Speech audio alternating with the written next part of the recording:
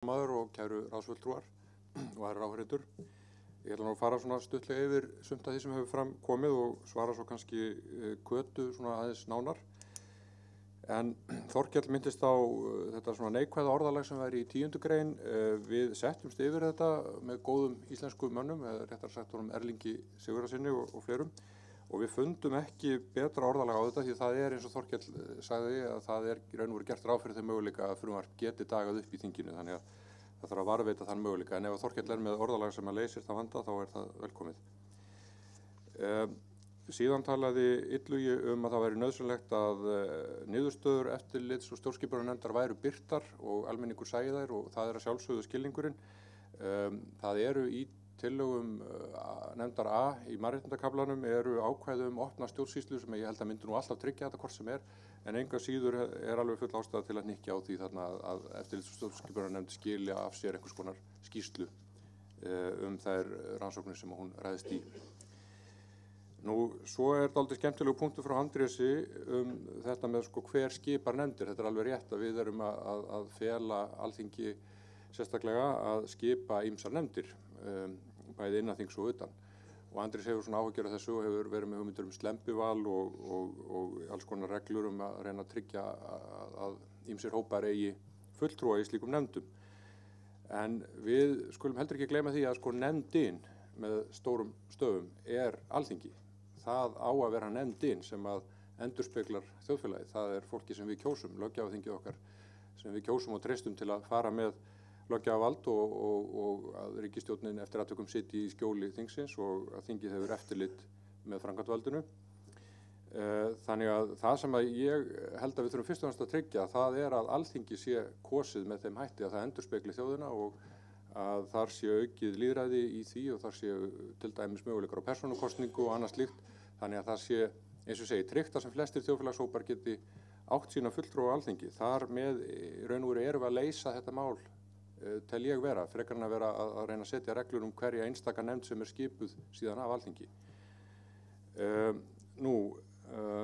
Þetta með sem að Íris nefndi og fleiri, hvort þetta væri of takmarkandi með ráðherrana, að þeir mætti ekki gegna öðrum störfum fyrir opinberar stofnanir til dæmis, eða einkafyrirtæki, eins og segi þetta að erlendum fyrirmyndum. Og ég held nú samt að ef menn hugsa málið þá kannski ekkit endilega eðlilegt að ráðherra eða ríkisstjórn sitji í stjórn einhverja tiltekinna opinberra stofnana eins og sinfóníuhljómsveitar eða eitthvað slíkt. Skekkir það ekki alltaf eitthvað svolítið ákvarðanatöku svona miðað við aðrar stofnanir? Verða menn ekki að gæta svolítið svona jafnræðis og hlutleysis bara í starfinu almennt? Þannig að ég held að geta alveg verið rök fyrir því að opinberra stofnanir falli þarna undir líka eins og einkafyrirtæki eins og við erum öll örugglega sammála Nú, síðan var það sem að Kata var að spyrja sem auðvitað svolítið stórt mál og það sem Ómar kom inn á líka, það hvort það sé verið að búa til einhvers konar svona allsherjar eftirlitsveldi út úr þessu öllu saman. Það kann að vera, en samt ef maður skoðar þessar mismunandi tillögur hjá okkur svona þessar eftirlitsnefndir og stofnanir, þá þetta allt með sínum hætti. Það ef við bara rennum svona snöggt yfir þetta, við erum að færa nefndum Alþingis bara almennt og Alþingi sjálfu meiri völd til að fylgjast almennt talað með framkvæmdarvaldinu, með ráðherrunum og með framkvæmd í tilteknum málaflokkum. Það svona bara þessi almenn eftirlitsskylda og hlutverk þingsins.